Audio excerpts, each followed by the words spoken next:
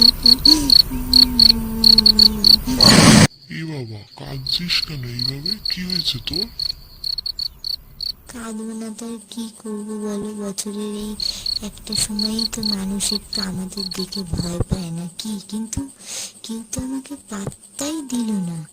ভয় তো দূরের কথা, কি করি বলো? করবি বলতো, এখন কি আর সেই যুগ আছে রে?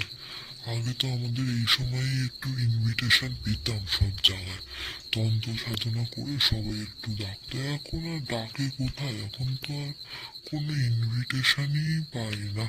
দূর, কোথায়! ভাবলাম আজকে একটা মদ্দা শরীরকে ধরবো, ধরে ওর হাড় মাংসটা করে চিবিয়ে চিবিয়ে খাবো।